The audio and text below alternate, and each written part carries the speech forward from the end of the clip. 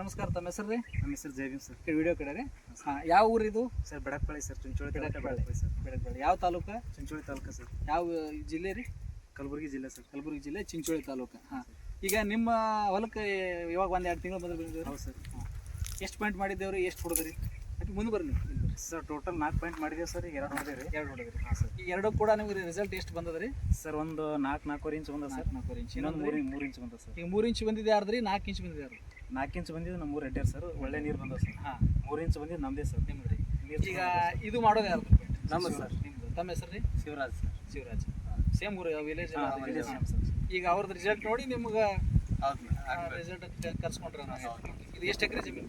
4 ಎಕರೆ. 4 ಎಕರೆ. ಈಗ 4 ಎಕರೆದಾಗ ನೋಡ್ರಿ ನಮ್ಗೆ ಟೋಟಲಿ ಅಲ್ಲೊಂದು ಪಾಯಿಂಟ್ ಬಂದ ಭೂಮಿ ಹತ್ರ ಆ ಕಡೆ ಸ್ವಲ್ಪ ಹಿಡಿದು ಅಲ್ಲಿ ಸ್ಮಾಲ್ ಫ್ರಾಕ್ಚರ್ ರೀ. ಅದು ಬಿಟ್ಟರೆ ಈಗ ನಮ್ಗೆ ಮೇನ್ ಪಾಯಿಂಟ್ ಇದು. ಹೌದು ಸರ್. ನಾವು ಇದ್ರ ಡೇಟಾ ನೋಡ್ಕೊಂಡು ಎಷ್ಟು ರಿಸಲ್ಟ್ ಅದ, ಡೆಪ್ತ್ ಏನದ ನಿಮ್ಗೆ ರಿಪೋರ್ಟ್ ಕೊಡ್ತೀವಿ. ಆಯ್ತು ಸರ್. ಓಕೆ.